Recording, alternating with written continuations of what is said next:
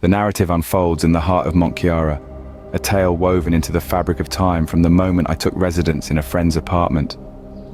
This haven, nestled within a graceful structure cradling only 2 units per floor, became my sanctuary, a place where solitude whispered promises of serenity. However, a business trip beckoned my friend away for a fortnight, leaving me alone with the spacious apartment. Little did I know, solitude would soon become the least of my concerns. Yet it all began innocently enough. As I fumbled with my keys one evening, attempting to unlock my apartment door, I spotted an Asian man in his mid-40s at the far end of the hall. Assuming him to be a neighbor, I summoned a friendly hello, accompanied by the warmth of a genuine smile.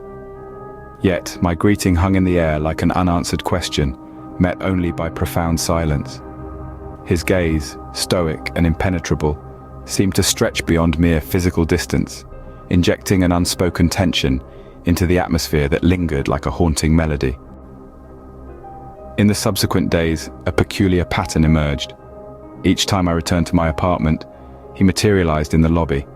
However, he never seemed friendly, and his peculiar gaze seemed to linger longer than necessary, leaving an unspoken tension hanging in the air. Things took a sinister turn when, after a particularly uncomfortable lobby encounter, I felt compelled to watch him through my peephole. To my horror, he stood just outside my apartment, his eyes fixated on my doorknob. In the next moment, he looked directly at me. Startled, I jumped back, only to realize moments later that he couldn't possibly see me through the peephole. When I looked again, he had vanished, sending shivers down my spine. The creeps prompted me to secure every door and window before retiring early that night. Waking up with a midnight thirst, I tiptoed into the kitchen. Through the open space, I could peer into the laundry area and catch a glimpse of the building floor lobby.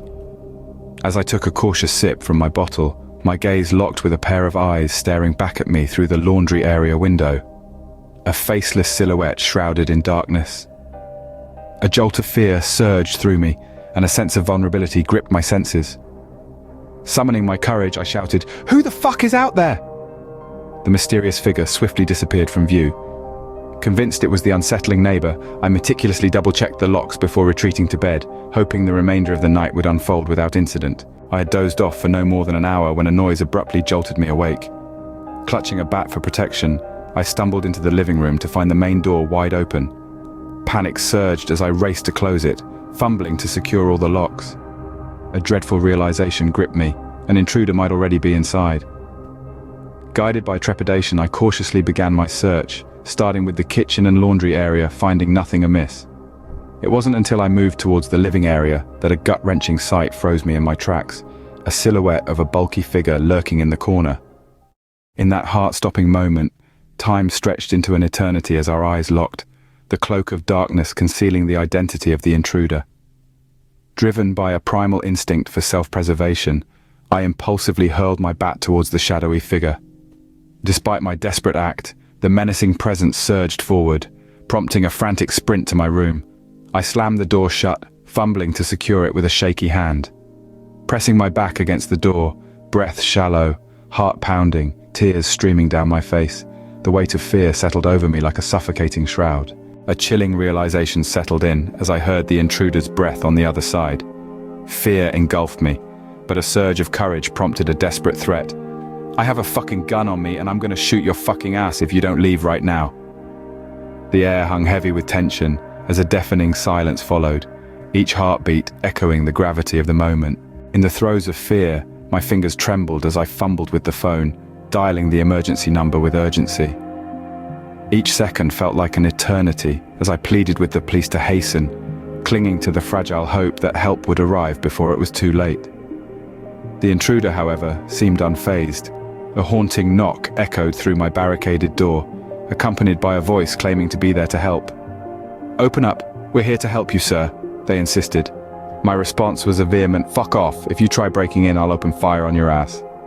After an excruciating 5 minutes, filled with muffled voices and palpable uncertainty, the tension in the air was almost suffocating. Then, as if fleeing from the scene, hurried footsteps retreated, leaving behind an eerie silence that stretched for what felt like an eternity. 10 agonizing minutes later, The authoritative voices of the Malay police broke through the stillness.